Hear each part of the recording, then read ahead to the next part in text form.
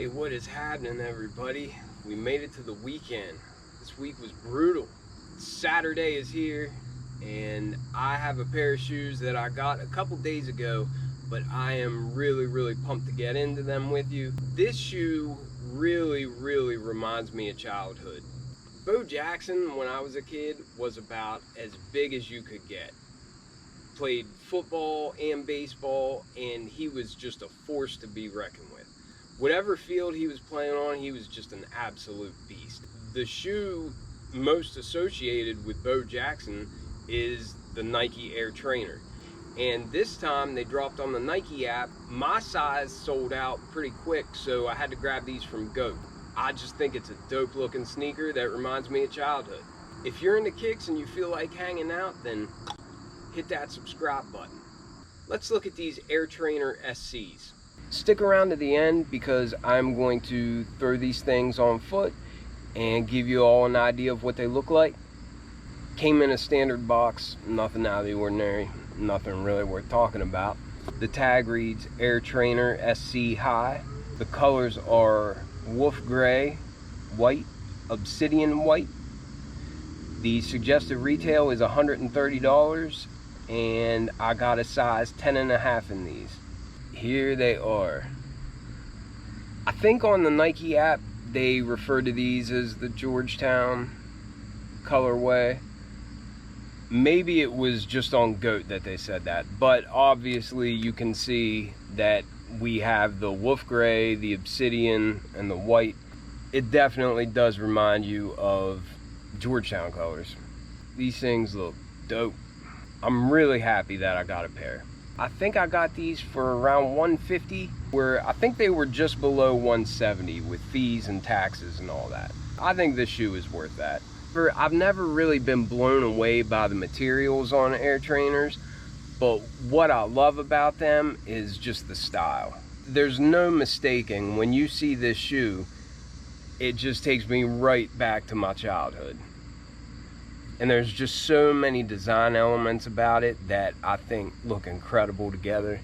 It is a Tink Hatfield design, and so really nothing else needs to be said. I mean, they are really good looking shoes. We'll start out with this outsole, and you can see that it is a icy blue translucent material. It's got the same outsole that you'll see on just about all Air Trainers, as far as I know. There you can tell it's actually a little bit different than the Air Trainer 3. While I have this, I might as well show you. One issue that people have with Air Trainers is that they crease a lot, and this is an example. Now, this thing I've been wearing for a year and a half or so, and I've really put a lot of rough miles on these, but I think that the Air Trainers in general, whether it's a 3 like this one or whether it's the SC, I think that these shoes, there's just something about them that age so well. I almost think they look better once you beat them up a little bit. You should expect that the toe box of any Air Trainer, whether it's a 3 or an SC, it's gonna get creased unless you walk around like a robot. And that I think the creases give it character. I like the way they age, but that might be a turn off for some people. But then moving up from this icy blue translucent material, you've got this bright white painted midsole, and you can see it wraps around that visible air unit. And then on the heel, there's also some painted gray sections, and then even a little bit of the obsidian painted there.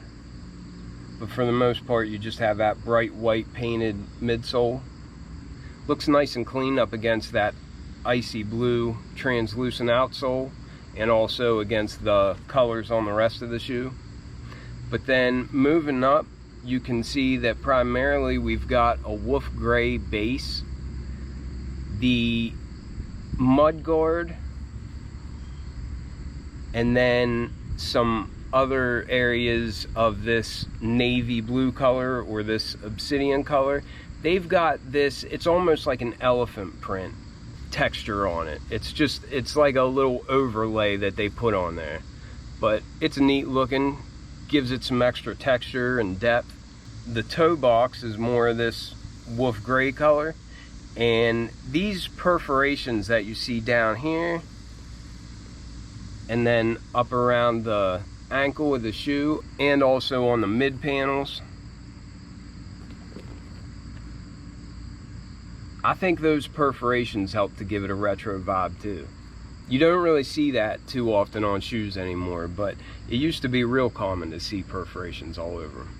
But then really the whole shoe is just a cool series of overlays. It's just a layer on top of layer on top of layer, but the look just really works for me. I love it.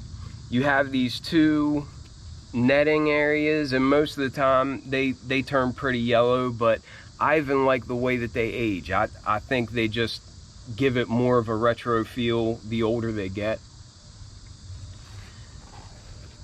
I also like the tongue, how it's just got Nike kind of pressed into there and there's no tag or anything. I think that's real clean looking. And that's another one of my favorite views of the shoe. I love this Nike font, and I like how these areas come out. It almost reminds me of like a 6 or something, just the way it's got those two little areas that puff out a little bit. But it's got a blue sock liner and wolf gray rope style laces, and I'm gonna quit talking and throw them on foot so you can see what they look like.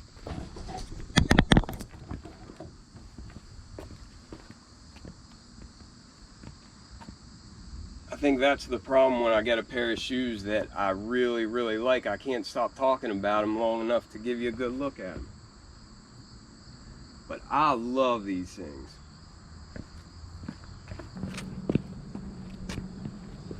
Let me know what you think of them. Let me know if you remember them from childhood. And I hope you all have a great weekend.